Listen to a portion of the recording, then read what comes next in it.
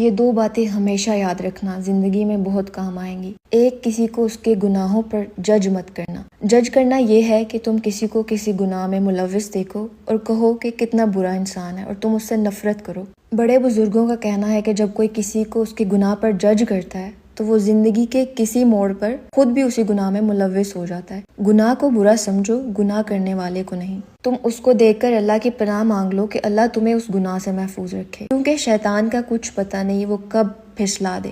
دوسرا، اگر تم سے کوئی گناہ ہو جائے تو اس کے گلٹ میں نہ پڑے رہو، توبہ کرو اور آگے بڑھو۔ یہاں سب گناہ کرتے ہیں۔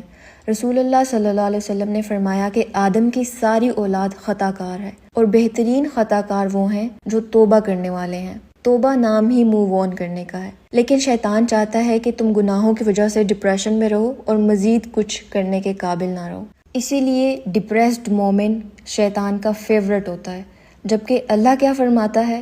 جو لوگ کسی بے حیائی کا ارتکاب کر بیٹھتے ہیں یا اپنی جانوں پر ظلم کر لیتے ہیں اور پھر وہ اللہ کو یاد کرتے ہیں اور اپنے گناہوں کی بخشش مانگتے ہیں اور اپنے گناہوں پر ڈٹے نہیں رہتے، یعنی اصرار نہیں کرتے، ایسے ہی لوگوں کے لیے ان کے رب کی طرف سے بخشش ہے اور ایسے باغات ہیں جن کے نیچے نہریں بہہ رہی ہیں۔ اللہ نے یہ نہیں فرمایا کہ وہ کبھی گناہ ہی نہیں کرتے۔ اللہ فرماتا ہے وہ گناہ کرتے ہیں لیکن توبہ کر لیتے ہیں، اللہ کو یاد کرتے ہیں۔